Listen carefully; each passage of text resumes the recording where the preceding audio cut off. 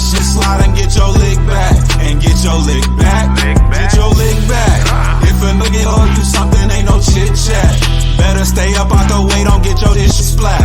Stop letting this shit slide and get your lick back. And get your lick back. I feel like I'm JX. J-Way. I'm a perfectionist. Adderall got me restless. I'm gone. Run with a wild crew, they get reckless. Young boy, come up off that neck. Give me that. To the trends. See a lead, be the bend. Welcome to Bleachers and Speakers. I'm your host, June, and right now we are entering a new segment. I think I'm going to do this segment once a week. I know it's late in this. No, it's not late in the season. Let me stop that. It's only week 4. We got a bye week. I'm going to do this weekly and probably closer to right after the game. I know it's Thursday, but what I'm going to do is, well, before I talk about what I'm going to do, I need you to subscribe to Bleachers to Speakers on YouTube, and I need you to go to your podcast aggregator. Follow us there. Those are platforms like Spotify, YouTube Music, Apple Podcasts. Follow us, hit the notification bell, so whenever we drop, you get an alert and download those episodes. Shout out to my boy Foster, by the way. And he is back in Michigan after sneaking out of town and going to watch the Houston and Tigers game. Tigers were victorious and they move on to play Cleveland. But enough of that.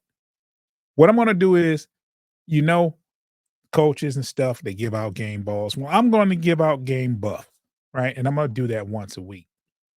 And I'll probably do it. Games on Sunday.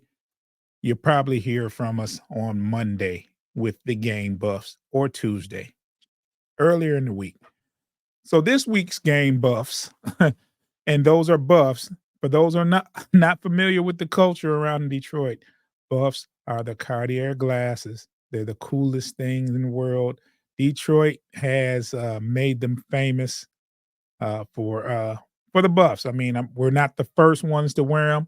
I might catch some flack for that, but I'm not debating who's first. I'm just saying Detroit is known for their buffs. And right now, I'm giving out game buffs to Mr. Jared Goff. I'm just going to read the stat line, okay? But before I get to the stat line, let me take a quick break because we do have ads, but I'll be right back. I promise you.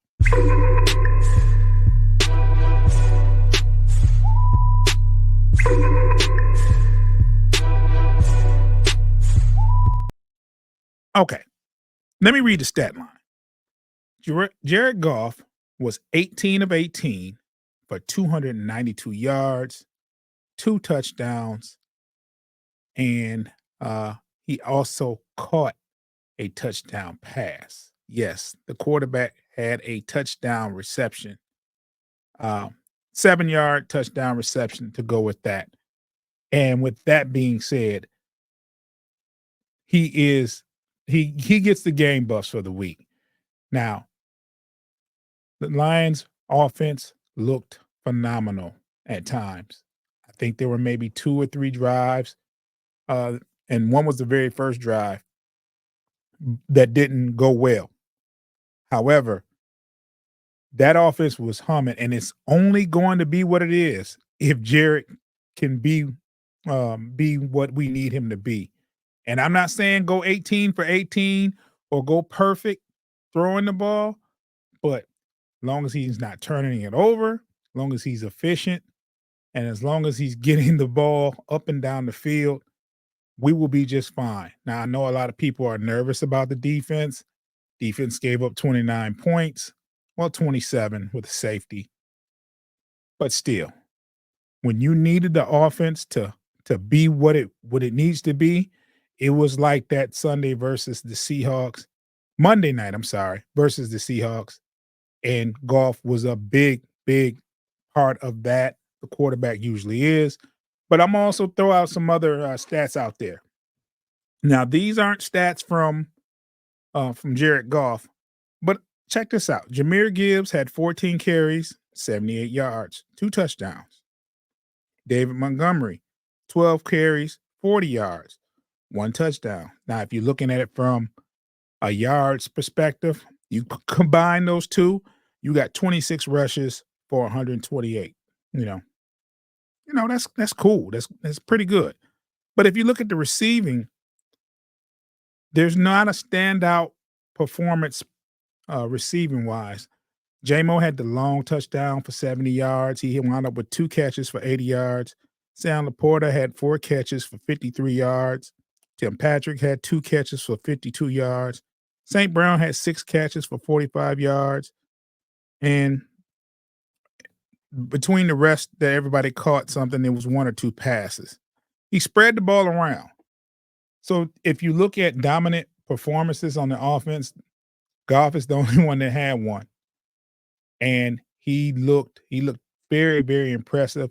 So that's why he's getting the game buffs this week. I salute this man. And nobody's perfect. He did not have a perfect game. Don't let the completions fool you. There was a couple of times where he took a sack when, probably could have thrown the ball away. And there was the safety. Now, I blame the play calling for that, right? There was nothing that could go. There was too many things that could go wrong in that instance. Dropping back the pass when all you're trying to do was run the clock out. So I don't put that on Goff, but he did allow himself to be sacked in the end zone, gave up 2 points. Could have been disastrous.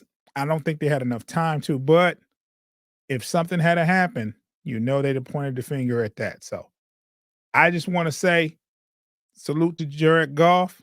You are this week's recipients of the game buffs. Get your lick back. If a nigga owe you something, ain't no chit chat.